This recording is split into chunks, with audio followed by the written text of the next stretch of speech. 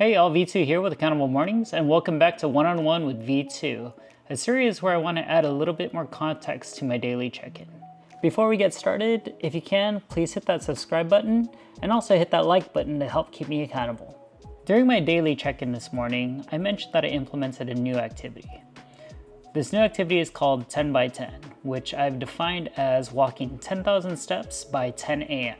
I feel like adding this new challenge to my daily routine helps push my step count to greater levels than I thought originally possible. My goal was just to walk, whether it was 5K steps, 8K steps, 10K steps, 15K steps, whatever amount of steps I had in mind for that day, I just needed to move.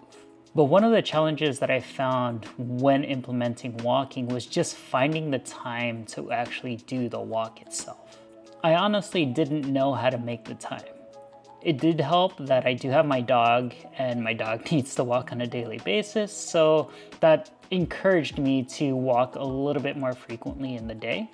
But my walk with my dog wasn't as long, or I wasn't getting as many steps with him.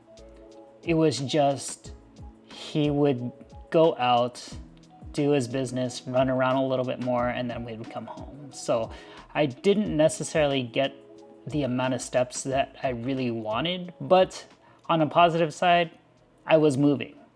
It was better than just staying at home and just not doing any type of activity. Pretty much what I used to do previously before I started this journey. Because my step count was an arbitrary number that changed on a daily basis, I needed to establish a baseline. What amount of steps did I try to achieve on a daily basis? What was it that I wanted to achieve on a daily basis?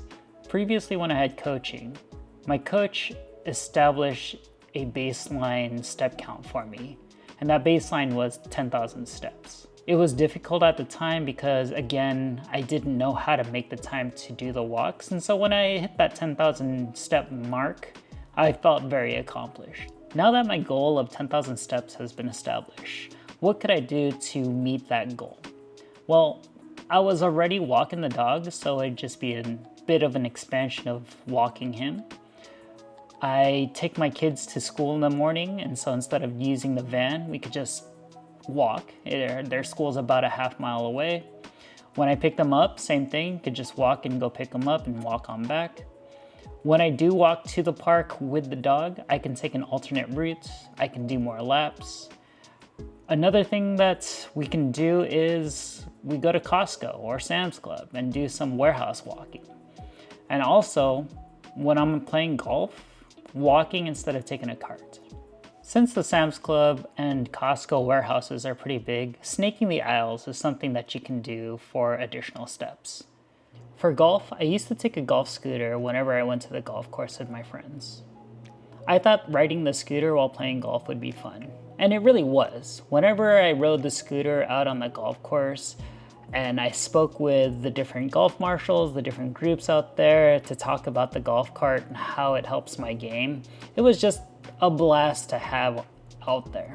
But when I started my health journey, I soon discovered that taking the scooter, while it was very fun, I missed an opportunity to get a ton of steps in. When I walk on the course, I get an average of 18,000 steps when I play 18 holes. So now whenever I go out, my scooter chills at home and I am walking on the course. But the primary source of my steps has been my evening walks with my dog. After making some of these adjustments to my walking routines, I wanted to push myself even more. On a typical day, my wife would walk the dog in the morning and I would walk the dog in the evening. We would have different schedules and that worked out best for us at the time. But because I wanted to push my step count more, I let her know that I can go ahead and take the dog in the morning and also continue my walks with him in the evening. Coincidentally, walking the dog in the evening has also been a blessing in disguise. When I walk my dog in the evening, my family actually cooks dinner and eats dinner while I'm not here. It helps with the fasting journey because on those days that I don't eat, I don't have to be surrounded by the food and I don't have to worry about breaking my fast because I'm surrounded by delicious food or my kids are preaching about how delicious something is and really just trying to get away from the potential opportunity of breaking a fast.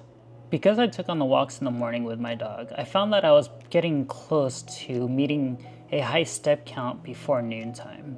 And I will say that I've been pretty successful at hitting the 10K mark by 10 a.m. on a daily basis.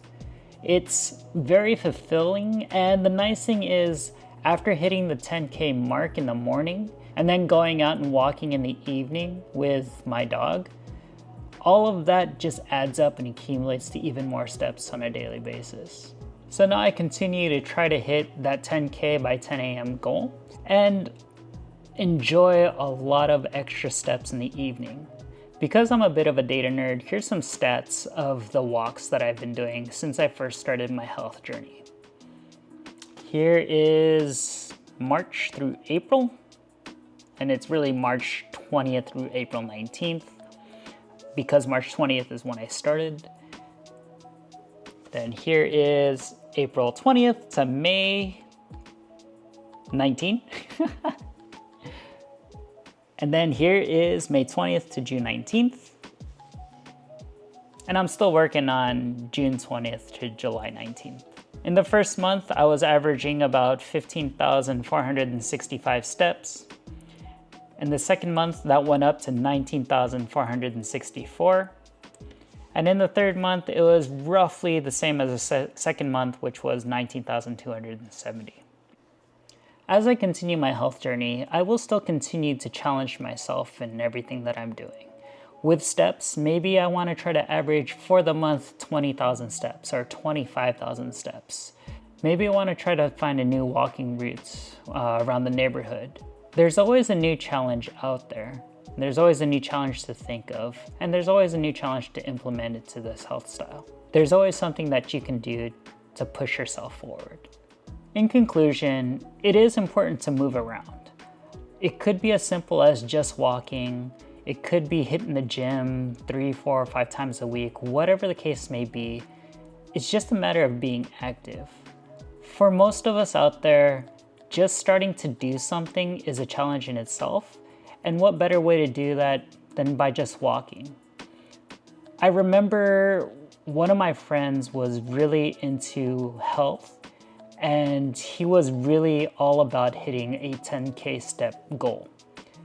One night he came over and we were just hanging out, and he was about 1,000 steps short of his goal. And all he did was walk around our kitchen and living room until he hit that 10,000K mark. The lesson I learned from that was you didn't really need to go anywhere. You don't really need to have a destination. You just need to put one foot in front of the other and continue that movement until you hit that goal. Thanks for tuning in to One-on-One with V2. Really appreciate the support. Thanks for checking in. Thanks for keeping me accountable. Take care.